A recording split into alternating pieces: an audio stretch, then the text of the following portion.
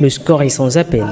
Avec plus de 96 points sur 100 possibles, la Banque mondiale vient de classer le Togo à la tête des États d'Afrique subsaharienne avec des lois qui confèrent aux femmes environ 77% des droits reconnus aux hommes.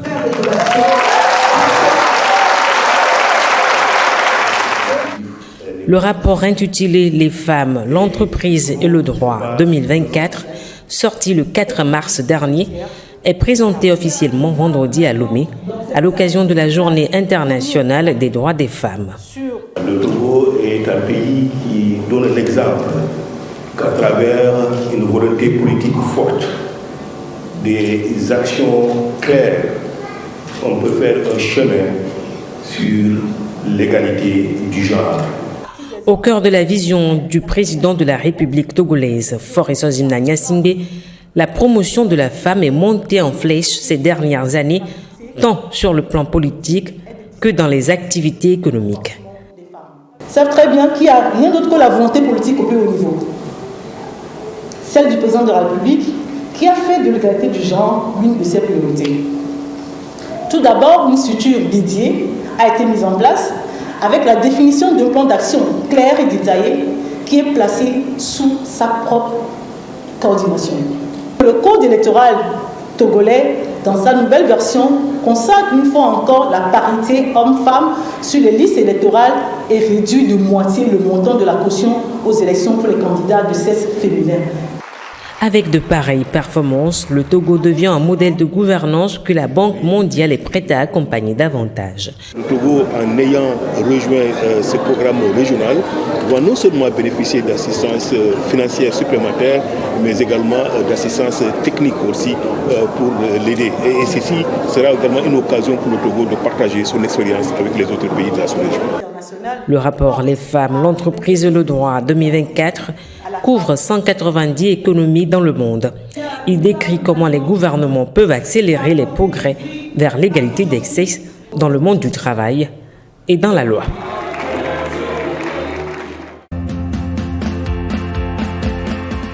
Trois ans après son dernier passage au Togo, Ousmane Diagana, vice-président de la Banque mondiale pour l'Afrique de l'Ouest et du Centre, a rencontré ce 8 mars le Premier ministre Victoire Toméga-Dogbe pour une séance de travail. Cette dernière a été enrichie par des discussions autour des projets réalisés dans les domaines du climat, de l'éducation, de l'énergie en partenariat avec la Banque mondiale et d'autres prévisions pour la bonne évolution de leurs relations. Il y a 3 ans, j'étais de passage. À ce moment-là, le Togo était au début de la mise en œuvre de sa feuille de route pour la période 2020-2024.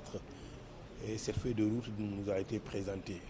Aujourd'hui, pendant la séance de travail que nous avons eue avec Madame le Premier ministre, un ensemble d'autres ministres, c'était de voir les progrès accomplis dans la mise en œuvre de la feuille de route.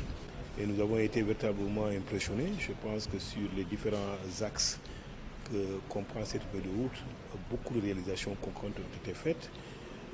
La Banque mondiale se réjouit pour sa part d'avoir accompagné le Togo à travers des financements, mais également à travers la mise à disposition d'une expertise.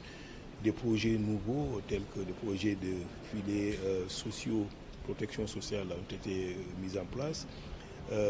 Des études analytiques extrêmement pointues telles que le rapport climat et développement ont été préparés. Des programmes dans le secteur de l'éducation ont été également préparés, et y compris aussi de nouveaux programmes tels que l'électricité pour aider le Togo à accélérer sa marche vers un accès universel à l'électricité, tout en créant des conditions pour que cette électricité puisse être abordable à la plupart des familles, mais également qu'elle supporte le développement économique et social du pays.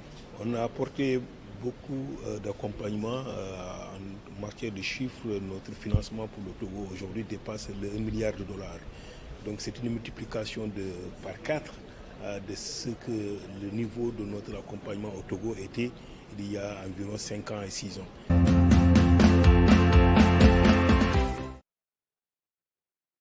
Elles arrivent tout sourire et très glamour à cette soirée de gala et de charité de la Woman Night édition 2024. Ce rendez-vous, le 8e du genre, initié par la fondation Agir Ensemble pour l'Afrique, Mettre en orbite les femmes à l'instar de Jessica Quevi, 24 ans, pilote de ligne qualifiée sur Boeing 737 NG EMAS, ou encore de sœur Marie-Stella Kovac, fondatrice de l'association Vive dans l'Espérance, qui depuis 25 ans se bat pour la cause des personnes vivant avec le VIH-Sida. Des femmes au parcours aspirant, symbole de réussite et de résilience, distinguées à cette cérémonie riche en couleurs. Une grande fierté pour moi, pour ma famille, pour mes parents, pour ce premier trophée que je remporte en début de carrière. Je suis vraiment honorée et je vois vraiment l'accomplissement de tous les efforts que j'ai fournis toutes ces années pour en arriver là. Très battante et j'ai été toujours en recherche des femmes battantes aussi comme moi, un peu partout en Afrique. Elles comme moi, comme beaucoup de femmes qui se battent pour essayer de donner la dignité, pour donner la vie, pour donner l'espérance à toutes ces personnes qui n'ont pas de visage. C'est important. Dîner, récompense, prestations d'artistes. Une fois encore, la Fondation Agir Ensemble pour l'Afrique n'a pas fait les choses à moitié pour célébrer la force, la résilience et la réalisation des femmes en Afrique et dans le monde. Nous sommes réunis ici pour rendre hommage à ces femmes remarquables qui incarnent le véritable esprit de l'Afrique. Un esprit de courage, de détermination et de solidarité. C'est une opportunité pour nous de reconnaître et d'honorer les femmes exceptionnelles qui ont fait des vagues dans leur communauté, qui ont brisé les barrières et qui ont ouvert la voie à un avenir meilleur pour tous. La Fondation Agir Ensemble pour l'Afrique est fière de jouer dans ce rôle de cette lutte pour l'égalité des sexes et le développement inclusif en Afrique. Des trophées spéciaux ont été également remis aux femmes dont le leadership marque plus d'un. Une reconnaissance qui a conquis le public. La femme maintenant, elle est prête à tout. Elle a assez revendiqué ses droits. Maintenant, on la célèbre. Merci et toutes mes félicitations vont à l'endroit de Madame Trenou, la fondatrice de Ensemble à Agir pour l'Afrique. Point d'orgue de cette soirée, une mobilisation de fonds pour la construction de la pédiatrie du centre médico-social d'Aguedé-Makwe. Une évidence pour la fondation qui depuis des années s'est donné pour mission de venir en aide à la population vulnérable afin de réduire la pauvreté.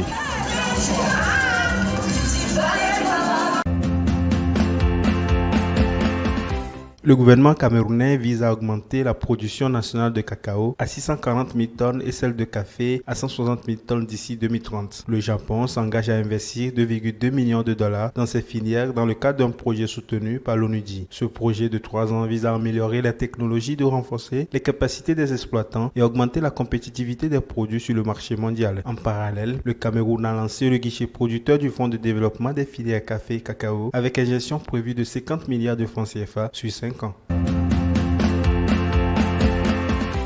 Le gouvernement fédéral du Nigeria recherche 2,5 milliards de dollars d'investissement privé pour convertir 1 million de véhicules au gaz naturel comprimé d'ici 2027. Cette initiative s'inscrit dans la volonté de réduire la dépendance aux combustibles fossiles par la suppression de subventions au carburant. Le pays capitalise sur ses importantes réserves de gaz et prévoit d'augmenter le nombre de centres de conversion pilote à 55 d'ici fin 2024. Parallèlement, des projets de reconfiguration du parc automobile vers des véhicules électriques sont en cours, notamment dans le transport en commun à Lagos. Ces initiatives vise à réduire l'empreinte carbone du transport routier en réponse aux préoccupations environnementales et à la densité de la population nigériane.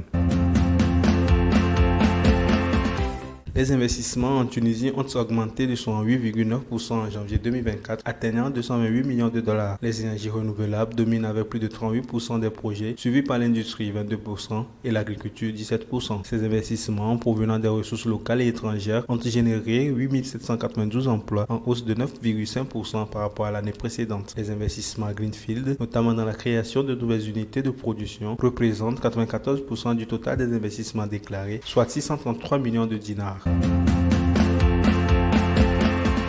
Entre 2017 et 2023, les startups africaines dirigées par des femmes n'ont reçu que 1,5% des fonds levés sur le continent, soit 209,3 millions de dollars. Les secteurs des énergies renouvelables, de l'industrie et de l'agriculture sont particulièrement touchés par ce manque de parité dans l'accès au financement. Les obstacles incluent la sous-représentation des femmes dans le domaine de la tech et des préjugés sexistes persistants. La fintech domine parmi les secteurs bénéficiaires avec 27% des fonds levés par les startups dirigées par des femmes. Le Kenya est en tête en termes de financement, suivi par le Nigeria, la Tanzanie et l'Égypte. L'Afrique de l'Est attire la majorité des investissements, soulignant les disparités régionales d'accès au financement pour les entrepreneuses. La deuxième édition des forats des producteurs agricoles se déroule au Togo du 11 mars au 12 avril 2024 dans les 5 régions économiques du pays. Sous le thème « Ensemble pour la modernisation du secteur agricole », cette série de rencontres réunit agriculteurs et autorités pour discuter de la contribution de l'agriculture au développement économique. Un grand oral avec le président de la République est prévu à la clôture, offrant aux producteurs l'opportunité de partager leurs préoccupations et contributions au développement agricole. Ces forats organisés par le ministère de l'Agriculture visent à impliquer davantage les producteurs dans la mise en œuvre des projets et programmes agricoles togolais.